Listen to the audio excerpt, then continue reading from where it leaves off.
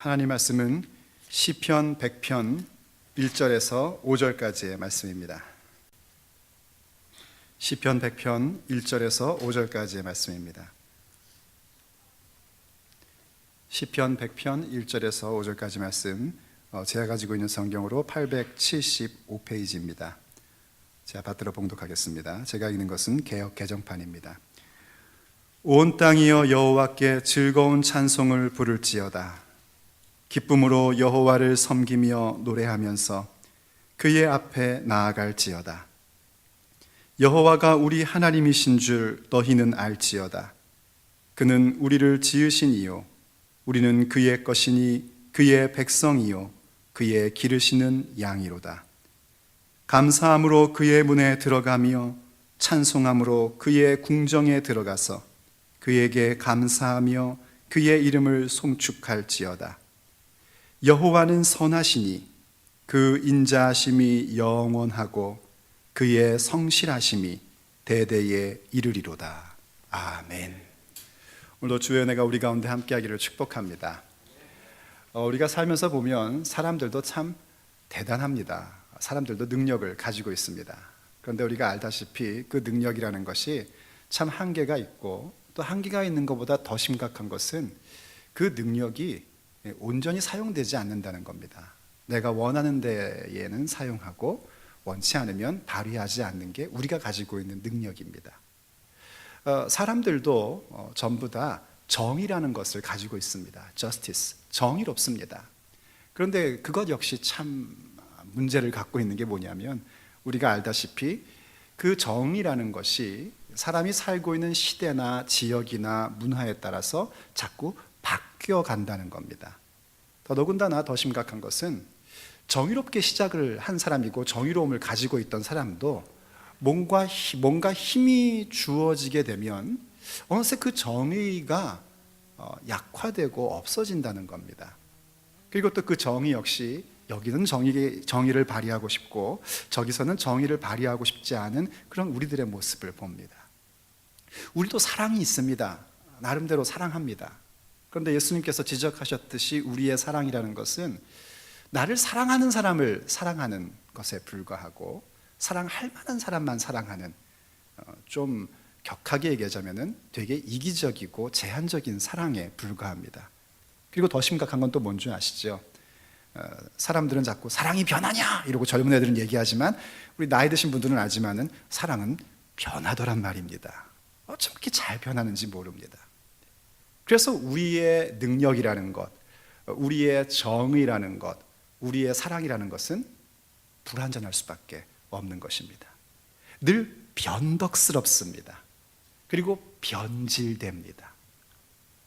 만약에 하나님의 그 전능하심, 하나님의 정의로우심, 하나님의 사랑하심이 우리들처럼 변덕스럽고 변질되는 것이라면 우리는 어느 누구도 하나님과의 깊고 친밀한 교제 가운데 들어가지 못할 겁니다.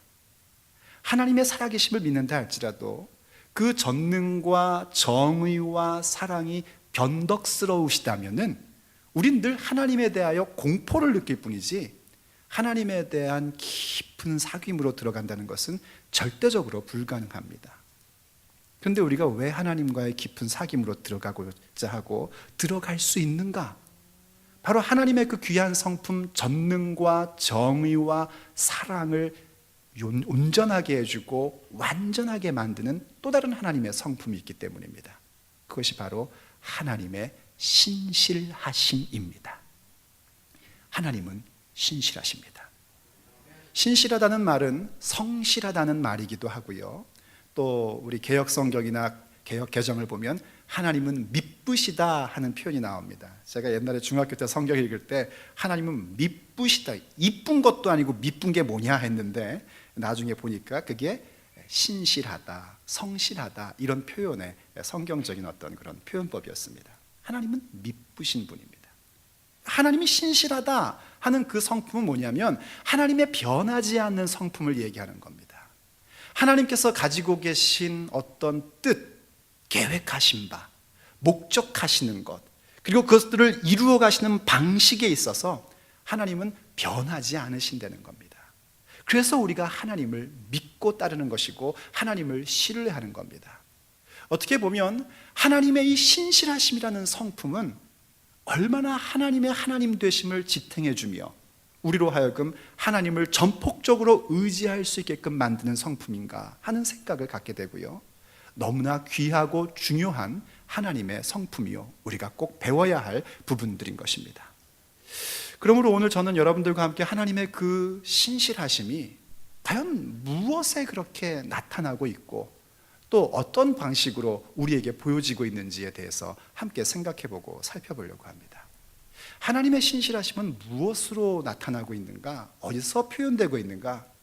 그것은 하나님의 말씀하심이 반드시 완성된다는 그 부분에 있어서 하나님의 신실하심의 성품은 마음껏 표현되고 발휘되고 있습니다.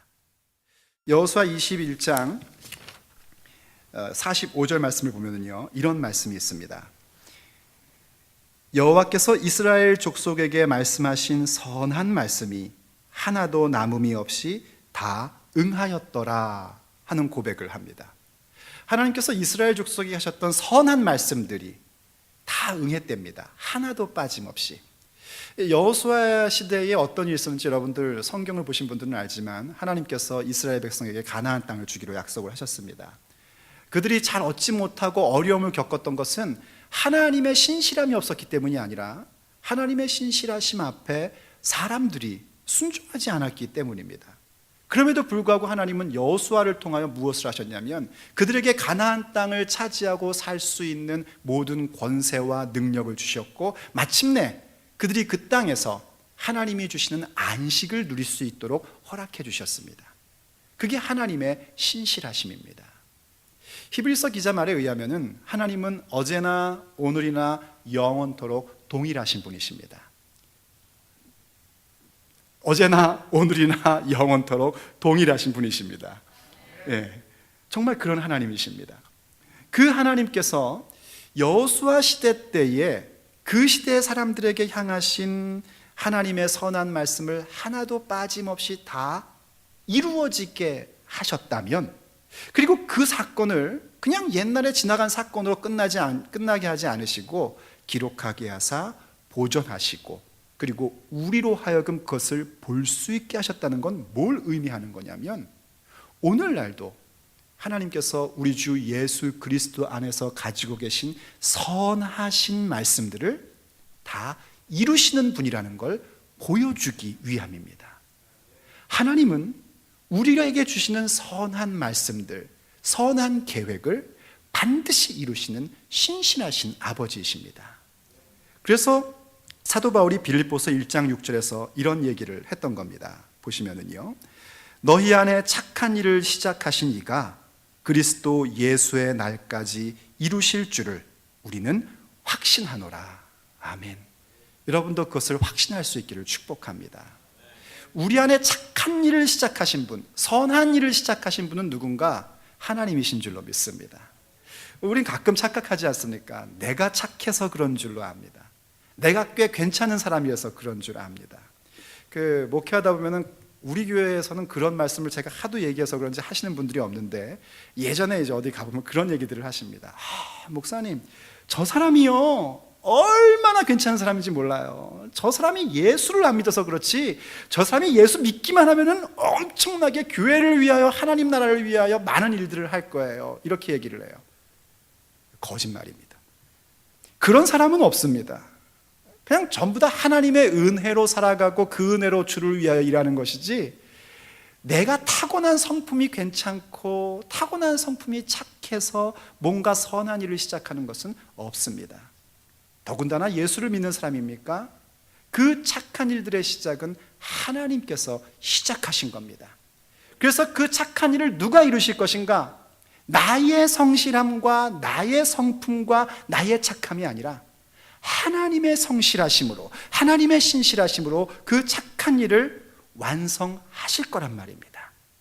여러분, 혹시 여러분의 인생 가운데 뭔가 선한 일이 시작된 것이 있습니까? 뭔가 선한 계획을 가지고 계신 것이 있습니까? 첫 번째 발걸음을 띄기 시작했습니까?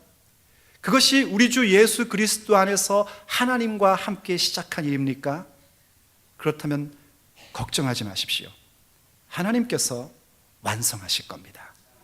지금은 비록 길이 보이는 것 같지 않고 뭔가 막힌 것 같고 사방으로 우겨쌈을 당한 것 같다 할지라도, 여러분이 주님과 함께 시작한 것이라면 그것은 하나님이 시작하신 것이기에 하나님께서 완성을 시키십니다. 그런데 거기서 멈추지 않습니다. 여러분의 인생 가운데 시작되고 있는 좋은 일들, 선한 일들, 이거 되면 참 좋겠다 하는 일들을 시작하게 하시고 완성시키시는 것을 보여주시면서, 하나님은 계속해서 뭘 보여주고 싶으신 거냐면, 하나님의 정말 착하신 일, 하나님의 정말 선하신 일, 그것을 우리 주 예수 그리스도께서 다시 오시는 그날까지 이루실 것을 예제의 모습으로 보여주려고 그 완성을 이루어 주시는 겁니다. 결국은 우리를 하나님 앞에 거룩하게 서 있는 자, 하나님 앞에 흠없이 서 있는 자로 세우시고자 하는 그 시작된 착한 일, 오늘 여러분이 이 자리에 나와서 예배하고 찬양하고 기도하고 말씀을 듣고 있다면 여러분 가운데는 그 일이 이미 시작된 줄로 믿습니다. 하나님의 자녀되는 권세라는 놀라운 그 일, 죽을 수밖에 없는 인생 가운데 생명을 주신 그 일, 하나님과 원수될 수밖에 없는 존재였는데 하나님의 자녀라는 칭함을 받는 그 일들에 대하여 하나님은 마침내 완성을 이루시고야 말 겁니다. 그래서 성경 고린도전서 1장 8절과 9절에서 이렇게 고백을 하고 있습니다. 현대인의 성경입니다. 그분은 재림하시는 날에 여러분이 흠없는 자가 되도록 끝까지 지켜주실 것입니다. 여러분을 불러 그의 아들 우리 주 예수 그리스도와 교제하게 하시는 하나님은 신실하신 분이십니다. 할렐루야. 하나님은 그 일에 신실하십니다. 우리를 고아처럼 두지 아니하시고, 우리를 죄인의 상태로 두지 아니하시고, 우리 안에서 착한 일을 시작하시고 선한 말씀을 베푸신 일들을 마침내 이루게 하셔서 우리 주 예수께서 다시 오시는 그날 하나님 앞에 설 때에 나는 공로가 없음에도 불구하고 하나님의 전적인 은혜로 십자가의 그 은총으로 말미암아 흠없는 자를 만드시는 하나님이십니다. 그래서 오늘도 우리에게 어떻게 하시는가? 우리 주 예수 그리스도와 더불어 교제하게 하십니다. 하나님과의 사귐을 갖게 하십니다. 바로 그렇게 일하심에 있어서 하나님은 신실한 분으로 우리에게 임하고 계신 겁니다. 그런데 하나님께서 우리를 그렇게 세우시는 그 일들, 그 과정 가운데에 하나님의 신실하심이 어떻게 표현되고 어떤 모습으로 표현되는가 하면 거기에는 여러 가지 모습이 있지만 오늘 특별히 두 가지의 모습을 우리가 좀 생각해 보고 싶습니다. 우리에게 주셨던 약속의 말씀을 성취하시고 우리를 마침내 하나님 앞에 서 있는 모습, 정말 하나님 곁에 가장 잘 어울리는 자녀의 모습, 어쩌면 저렇게 꼭 닮았을까? 여러분 아시다시피 제 아내가 이제 주일학교 키즈클럽을 이제 인도를 하는데 가끔씩 웃으면서 막 웃어요. 가끔 막 웃으면 저 아주머니가 왜 저러시나, 뭐 좀 이상이 있나 그런 생각이 드는데 막 웃어요. 왜 그래? 그러면은 아이들 얘기를 해주는 겁니다. 아이들 얘기를 하면 무슨 얘기를 하면요, 어쩌면 그렇게 부모랑 똑같아. 생긴 것만 똑같은 게 아니야. 말하는 것도 똑같고 하는 짓도 똑같고 똑같아. 정말 그게 보이지 않습니까? 왜? 바로 그런 모습처럼요. 야, 저 하나님 자녀구나, 하나님의 자녀임에 틀림없구나 하는 그 모습으로 세우시는 일에 대하여 하나님은 신실하시단 말입니다. 근데 그 세우시는 과정 속에 어떤 걸 우리에게 보여주시냐면, 대표적으로 두 가지의 모습에 있어서 그 신실하심을 하나님은 마음껏 표현하십니다. 바로 우리를 보호하시고 또 우리를 위해서 준비하시는 일들에 대하여 하나님은 하나님의 신실하심을 마음껏 뽐내며 나타내 보여주십니다. 하나님의 신실하심은 우리를 보호하시는 것으로 나타나는데, 데살로니가 후서 3장 3절 말씀이 이렇게 우리에게 얘기를 해줍니다. 주는 미쁘사 너희를 굳건하게 하시고 악한 자에게서 지키시리라. 아멘. 하나님이 신실하셔서 우리를 굳건하게 하시고 악한 자로부터 우리를 지키신단 말입니다. 거기에 하나님은 하나님의 신실하심을 마음껏 나타내 보여주십니다. 사실 여러분, 저는 목사이다 보니까 많은 여러분들의 그 보호와 혜택 속에 살고 있는 것 같습니다. 근데 여러분들은 일주일 동안 세상에 살면서 얼마나 악한 것들을 많이 만나며 사십니까? 정말 믿음의 사람으로 산다는 게 쉽지 않다는 거 저도 알고 있습니다. 여러분들 생각할 때마다 가슴이 아픕니다. 이렇게 막 어떻게 하면 좋나, 어떻게 하면 좋나 하는 생각이 듭니다. 그럼에도 그래서 어떨 때는 성도들이 그런 생각이 들 때가 덜컥덜컥 있죠. 주일날만 그냥 하나님 자녀하고 월요일부터 토요일까지는 세상 사람과 똑같은 모습으로 살고, 주일날 와서는 그냥 이태리 타월 가지고 때를 팍팍 민 다음에 다시 또 월요일부터는 또 이렇게 좀 더럽혔다가 주일날 다시 돌아오면 또 다시 또 몸 쫙 불려가지고, 우리가 말은 안 하지만 사실 그런 생각들을 많이 갖고 살지 않습니까? 그런 마음 드는 것이 이해가 됩니다. 왜냐하면 세상은 정말 악하기 때문입니다. 믿음의 사람이 순전한 마음을 가지고, 우리가 지난주에도 얘기했듯이 믿음의 기본과 상식을 가지고 살아갈 때에 통하지 않는 게 현대의 세상입니다. 이 세상입니다. 그래서 우리가 하나님께 이렇게 얘기하고 싶잖아요. 하나님, 주일만 저를 보시고요, 월요일부터 토요일까지는 좀 눈 좀 감고 계십시오. 제가 마음껏 세상처럼 살다가 주일날 와서 하나님 섭섭하지 않게 해드릴게요. 하지만 여러분, 이제는 우리가 그런 마음을 가질 필요가 없습니다. 왜냐하면 하나님의 신실하심은 우리가 믿음의 기본과 상식을 지키며 살아갈 때에 우리를 보호하시고 지키시는 일에 대하여 그 신실하심을 나타내 주시기 때문입니다. 저는 그러한 모습을 볼 때 아브라함을 묵상해 봤습니다. 아브라함이요, 팔레스타인 지역에서 살면서 어느 날 소식을 하나 듣게 됩니다. 자기 조카 롯이 살고 있는 소돔 땅에 그 당시에 강대국 연합군이 침략해 들어와 가지고 사람들을 전부 다 포로로 잡아가고 물건들을 다 강탈해 가지고 간다는 겁니다. 아브라함이 그 소식을 듣고 깜짝 놀랐습니다. 비록 롯은요 참 얄미운 조카였습니다.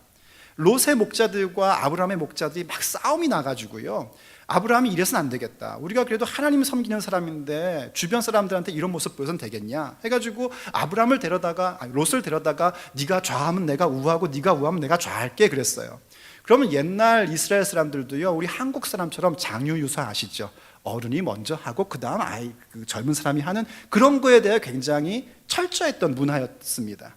그런데도 이 롯이요, 삼촌이 먼저 좋은 거 가질까봐 얼른 쫙 본 다음에 저기요 소돔 땅으로 갈게요 하고 갔었거든요. 먼지를 막 일으키면서 갔었습니다.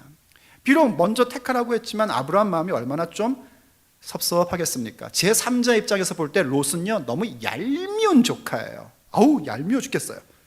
그런데 그 얄미운 조카가 결국은 잡혀서 포로로 같이 간 겁니다.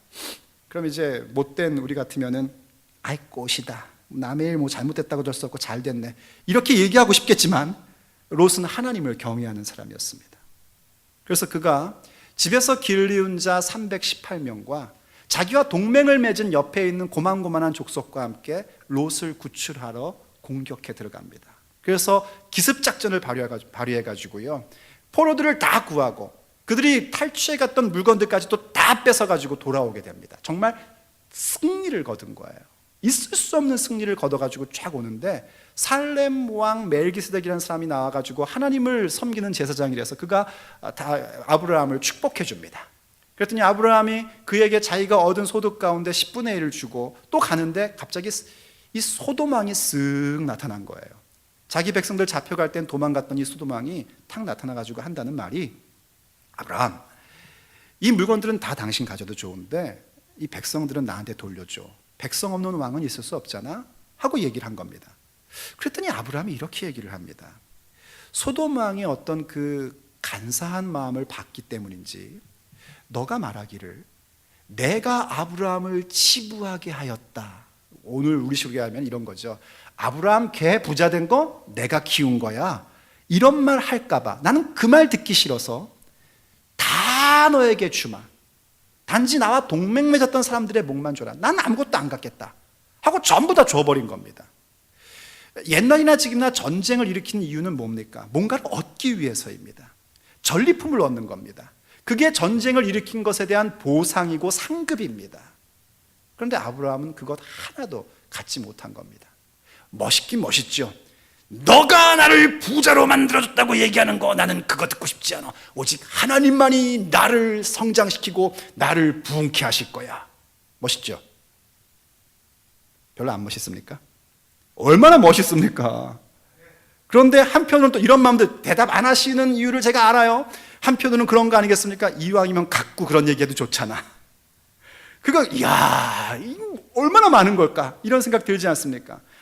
맞습니다. 저는 그 성경의 행간을 읽으면서요, 아브라함도 그런 생각을 가졌던 것 같아요. 그러니까 터덜터덜 걸어가는 거죠. 그런데 그것만이 문제가 아니었습니다. 더 심각한 문제는 뭐냐면 아브라함이 지금 누구를 건드렸냐면 그 당시에 강대국들을 건든 겁니다. 지금으로 얘기하자면 이런 거예요. 미국하고 중국하고 유럽연합이 연합을 해가지고 어디를 쳤는데 한국하고 대만하고 뭐 말레이시아 이런 나라들이 고만고만한 나라들이 딱 모여가지고 한번 붙어. 이러는 꼴이 된 거거든요. 그럼 전쟁에 보복이 올 거 아닙니까? 고대의 전투는요, 내년에도 또 갖는 게 고대의 전투였습니다. 내년 전투의 시기가 오면 그건 주로 추수가 끝난 다음인데 그럼 또 전투하는 겁니다.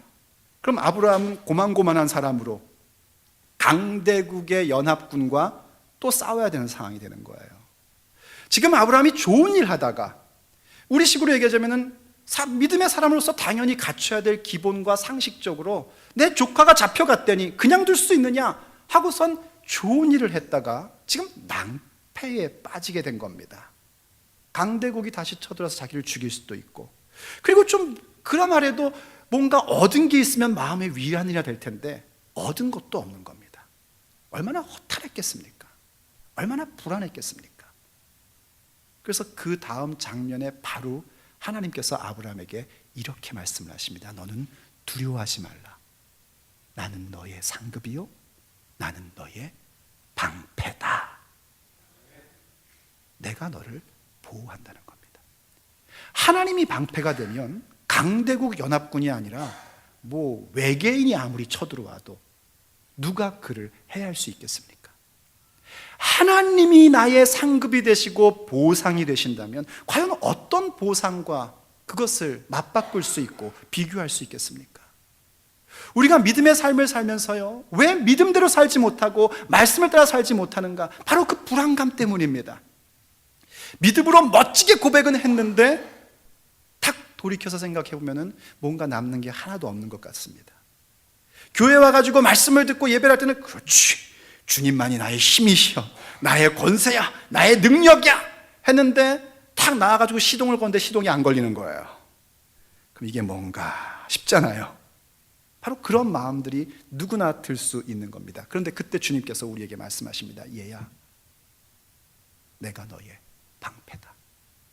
내가 너의 상급이다. 하나님께서는 우리를 보호하시는 그 일들에 대하여 결단코 쉬지 않고 신실함으로 일하시는 아버지이십니다. 그래서 하나님의 보호하심 가운데에 하나님의 신실하심이라는 성품이 마음껏 발휘되고 있는 겁니다. 또 하나 하나님의 신실하심이 마음껏 발휘되는 건 뭐냐면 하나님께서 준비하신다는 겁니다. 교회 다니고 성경 읽어봤으면 누구나 한 번쯤은 아는 성경 구절, 창세기 22장 14절이죠. 이렇게 얘기하고 있습니다. 아브라함이 그 땅 이름을 여호와 이레라 하였으므로 오늘날까지 사람들이 이르기를 여호와의 산에서 준비되리라 하더라. 아멘. 여호와 이레의 하나님, 준비하시는 하나님이라는 겁니다. 아브라함이 이제 하나님의 보호를 받고 성장을 해나갑니다. 하나님께서요, 어떤 하나님의 목적을 이루어 가실 때 우리를 보호해 주시는 것만이 아니라 우리의 필요한 것들을 미리 예비하시고 그것을 만나게 하십니다. 여러분, 믿음을 잘못 착각하면은요, 하나님이 보호해 주시니까 나는 그냥 웅크리고 있으면 됐지 하는 생각을 간다면 그것은 믿음이 아닙니다. 그거는 혼자 종교성을 갖고 있는 것에 불과합니다. 눈치채셨겠지만 하나님의 보호하심은 어디서 왔는가? 우리가 믿음의 사람으로서 마땅히 행해야 할 바를 행하며 전진할 때에 하나님의 보호가 있는 겁니다. 하나님의 준비하심도 마찬가지입니다. 하나님이 준비하셨겠지 뭐, 나는 그냥 띵가띵가 놀다 보면은 다 될 거야. 학생들이 그렇게 생각할 수 있겠죠. 뭐 공부 준비 안 해도 뭐 이번 주에 기말고사에 딱 들어가면은 주 앞에 기도하면 앞에 칠판이 쫙 펼쳐지면서 1번에 나 3번에 가 뭐 이렇게 나올 거야. 그런 일은 절대로 일어나지 않습니다. 하나님의 준비하심은 어디서 이루어지는가? 이 아브라함에게 나타났던 여호와 이레의 사건에서 봤듯이 그 산 위에서 준비되어 있습니다. 그 산으로 올라가야 합니다. 아시는 분은 알지만 이 사건은요, 아브라함에게 있어서는 참 기가 막힌 사건이었습니다.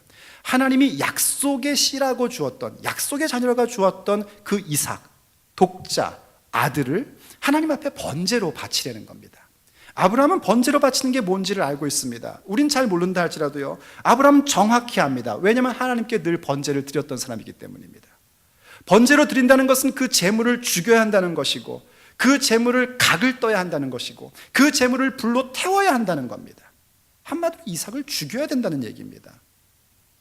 그런데 아브라함이 3일 길을 더 걸어가야 하는 그 산으로, 하나님이 지명하신 장소로 걸어갑니다. 그리고 함께 왔던 종들을 산 밑에 두게 하고 자기 아들 이삭과만 그 산을 오릅니다. 이를테면 지금 하나님께서 아브라함을 시험하고 계셨던 겁니다. 여러분, 오해하지 마십시오. 그때 그 시험이라는 것은 유혹이라는 뜻이 아닙니다. 그것은 우리가 흔히 말하는 연단이라는 뜻이기도 한데요, 그 연단이라는 말을 좀 더 풀어서 성경적 의미의 연단의 시험을 설명하면 이런 겁니다. 그 속에 있는 것을 드러나게 한다는 겁니다. 그 사람 속에 무엇이 있는지 드러나게 하시는 게 하나님이 우리에게 주시는 시험입니다. 마음 알죠? 아브라함이 하나님 사랑하는 거 알죠? 그런데 그것이 드러나게끔 하시려는 겁니다. 이런 얘기하면 좀 불안하시죠, 여러분? 하나님이 내 자식 바치라고 하면 어떡하나, 이런 생각하시죠. 절대로 죽여서 바치는 것은 없습니다. 또 믿음 좋다고 또 죽여서 바쳐야 되나 이런 생각하시면 큰일 납니다. 그런 일은 있을 수가 없습니다. 하나님도 그렇게 안 하셨어요. 그리고 또 이런 생각하시죠. 행여나 하나님이 내 자식 목사시키라고 그러면 어떡하나, 우리 아가 선교사 된다고 하면 어떡하나, 이런 생각하시죠. 그래가지고 목사도 장로도 애가 신학교 가겠다고 하면 다 알아듣는다는 거 아니겠습니까? 그런 것도 걱정하지 마십시오. 하나님께서는요, 감당할 걸 주십니다. 아브라함이 이삭 바친 거는 아브라함의 신앙 여정 최소한 40여 년 만에 일어난 일입니다. 40년이면 어떻게 보면 제가 국민학교 3학년 때부터 예수를 믿었는데 이제 예수 믿은 지 거의 40년이 되고 있는 겁니다. 아직 만 40년은 안 됐습니다. 그러니까 얼마나 긴 세월이에요. 그러니까 너무 염려하지 마십시오. 걱정하지 마세요. 표정들이 지금 그런 표정을 짓는데 짓지 마십시오. 중요한 건 뭐냐면 하나님께서 그 속에 있는 것을 드러나게 하셔가지고 보고 싶으신 거예요.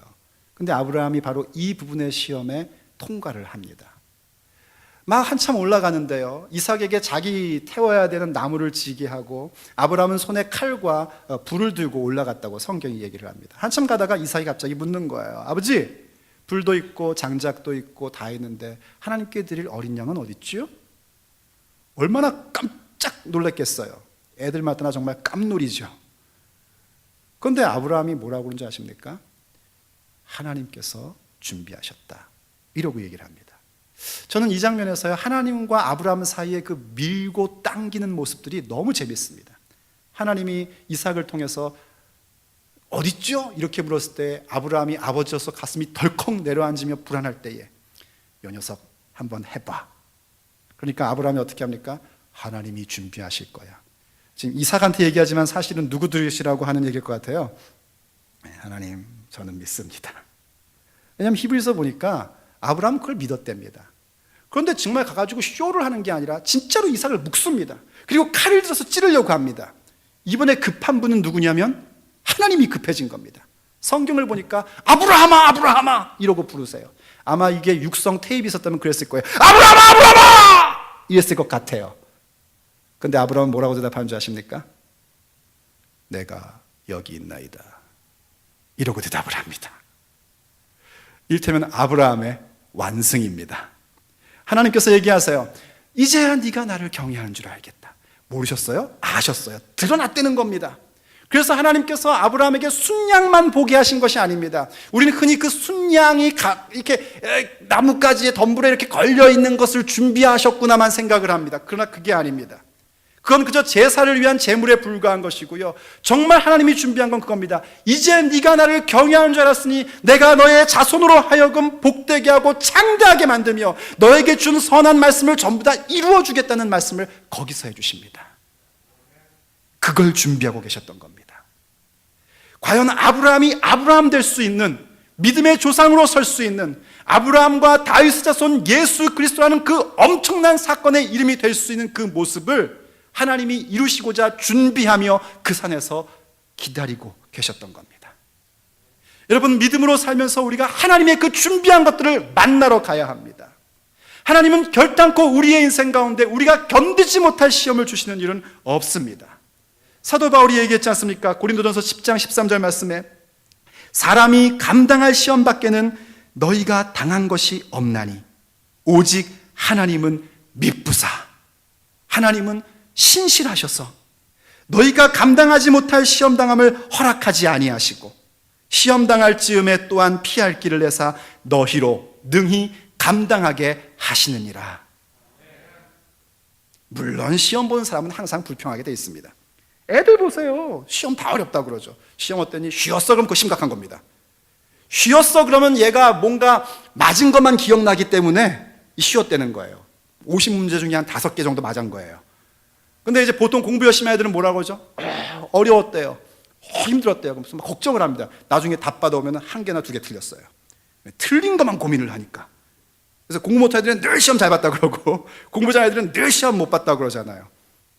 저는 주로 늘 시험을 잘 본 그런 쪽이었지만 하나님께서 시험 당하게끔 하시는 것들, 우리로 하여금 그 산 위에 올라가라 하는 그 일들은요, 우리의 수준에 맞게끔 다 내십니다. 그리고 그거를 풀어야 우리에게 성장이 있기 때문에 조금은 버거운 느낌으로 우리에게 올 수 있습니다. 그런데 하나님이 얼마나 신실하신지 그 시험을 내실 때 답안지를 옆에다 같이 주고 계신 하나님이란 말입니다. 피할 길을 내어주신답니다. 그래서 우리로 하여금 그 시험을 통하여 우리의 중심 가운데 하나님 사랑하는 마음, 하나님을 의지하고 싶은 마음을 드러나게 하시고 그것을 근거로 삼아 하나님이 주셨던 선한 말씀이 다 이루어지게끔 하시는 그 일에 대하여 하나님은 너무나 신실하십니다. 그래서 우리는 올라가야 되는 겁니다. 하나님이 가라 하는 그 자리, 그 산 위에 하나님이 준비하신 것을 만나기 위하여 가야 하는 것이고요. 그것을 갈 때 두려워할 필요가 없는 것은 그 가는 길목마다 하나님이 나의 방패가 되시고 상급이 되시는 보호하심에 대한 것도 신실하게 갖고 계시기 때문입니다. 그렇게 우리 아버지는 신실하신 하나님이십니다. 저는 오늘 디모데후서 2장 11절로 13절 말씀을 읽는 것으로 오늘 말씀을 마무리하고 싶습니다. 디모데후서 2장 11절로 13절 새 번역입니다. 이 말씀은 믿을 만합니다. 우리가 주님과 함께 죽었으면 우리도 또한 그분과 함께 살 것이요, 우리가 참고 견디면 우리도 또한 그분과 함께 다스릴 것이요, 우리가 그분을 부인하면 그분도 또한 우리를 부인하실 것입니다. 우리는 신실하지 못하더라도 그분은 언제나 신실하십니다. 그분은 자기를 부인할 수 없으시기 때문입니다. 여러분, 혹시 나는 하나님의 신실하심을 별로 경험하지 못하고 있다 하는 그런 마음이 드십니까? 하나님의 보호하심, 하나님의 준비하심, 글쎄 별로 못 만난 것 같은데 하는 생각이 조금이라도 드십니까? 그렇다면 혹 예수님을 부인하고 계신 것 아닙니까? 교회 나와서는 예수님 믿는다고 말을 하지만 그 결정적인 그 순간 말입니다. 내가 선택해야 되는 그 순간 말입니다. 그때에 예수가 없는 셈 치고 선택하며 결정하고 계신 건 아닙니까? 그럼 거기에서 우리는 하나님의 신실하심을 경험할 수 없습니다. 디모데후서가 얘기하고 있는 것처럼 예수와 함께 죽고 예수와 함께 참고 견디는 가운데에 하나님의 신실하심은 나타납니다. 우리가 완전하다는 얘기가 아닙니다. 우리가 완전하게 그 시험을 통과한다는 말도 아닙니다. 저나 여러분이나 아시다시피 우리는 부족합니다. 우린 신실하지 못합니다. 우린 늘 낙제입니다. 그럼에도 불구하고 예수님을 부인하지 아니하고 내 삶의 순간순간마다 하나님을 인정하며 참고자 하고 견디고자 할 때에 나의 성실과 나의 신실이 아니라 하나님의 신실하심이 우리를 하나님의 약속대로 세워지게 만들어 주는 것입니다. 그것이 하나님의 신실하신 성품입니다. 기도하시겠습니다. 아버지, 우린 참 성실하지 못합니다. 조금만 시간이 있으면 게으름 피고 싶고 조금만 틈이 있으면 내 욕망을 따르고 싶은 그런 참 불성실한 사람들입니다. 그런 저희들을 하나님께서 부르시고 세우셔서 아버지의 신실하심으로 하나님이 시작하신 착한 그 일들, 그 영원한 생명을 누리는 그 일들을 이루어 가시며 완성시켜 주시니 감사드립니다. 하나님의 그 신실하신 말씀을 이루는 가운데에 우리를 보호해 주시고 또 길목길목마다 준비하여 주신 것을 만나게 해주시니 감사드립니다. 그래서 하나님, 부족해도 연약해도 또 실수할 것이 틀림없음에도 불구하고 우리는 주저앉아 있거나 낙담하거나 세상과 타협할 수 없습니다. 오직 믿음으로 하나님의 약속하신 말씀을 바라보며 아버지의 명령대로 우리의 삶의 발걸음을 갈 것입니다.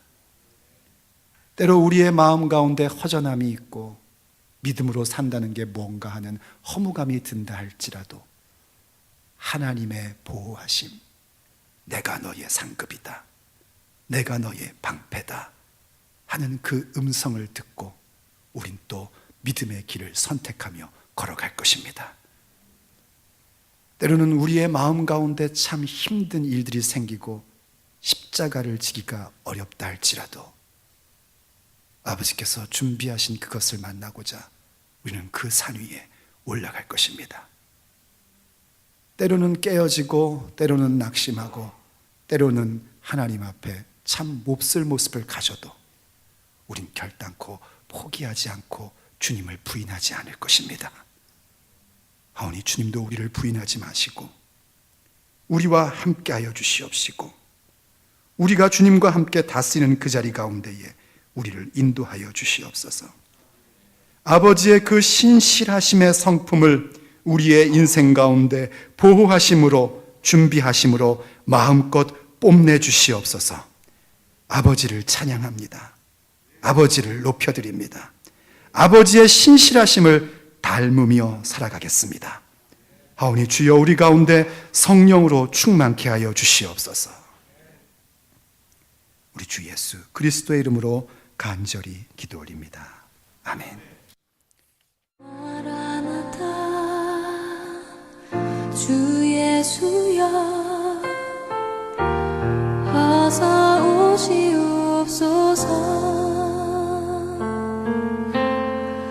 땅의 모든